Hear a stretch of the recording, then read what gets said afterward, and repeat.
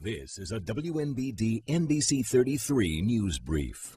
Good morning, everyone, and welcome to your Region 33 News Brief. I'm Tanya Carter on this Tuesday, February 17th, 2015. Well, strangers' generosity could make small business dreams a reality. Mississippi is encouraging entrepreneurs to go online to raise money. Think of this as a similar method to the GoFundMe accounts you've seen for events or families in need. There won't be a filing fee, and the resources will be available on the Secretary of State's website. Courtney Ann Jackson explains.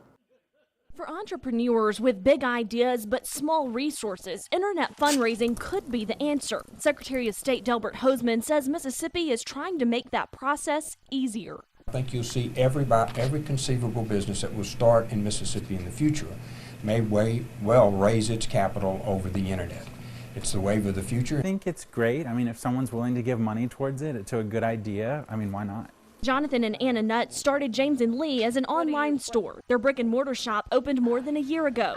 They say they wouldn't rule out the idea of crowdfunding their next expansion. People want small business to succeed. They want to shop, they want to shop local if they can. So I think that that's definitely something that people would be more willing to now than they definitely have ever been. As young owners, the Nutts see the digital age redefining business models. It's a lot easier to, go sign up online and, ask from your Facebook friends rather than having to go to a bank and ask for a loan and having to, put up, whatever kind of, credit you have to get a loan to make your dreams happen. So I definitely see this as an easier way to kind of go for it. Hosemann says contributions can range from $5,000 to $50,000.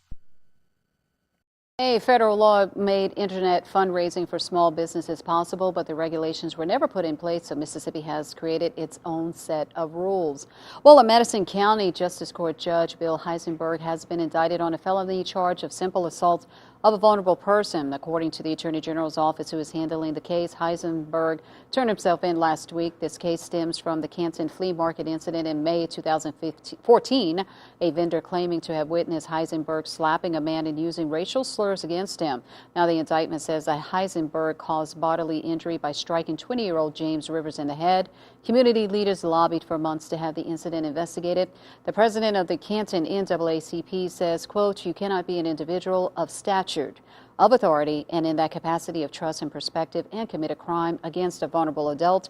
Heisenberg was arraigned and entered a plea of not guilty. He has been released on a $10,000 bond. However, if convicted, he faces up to 5 years in prison with a $1,000 fine. Now, his trial has been set for June 8th. According to the circuit clerk, he has qualified and is seeking re-election as District 3 Justice Court Judge. Well, thank you so much for tuning in to your Region 33 News Brief. I'm Tanya Carter. We'll see you tonight. This has been a WNBD NBC 33 news brief.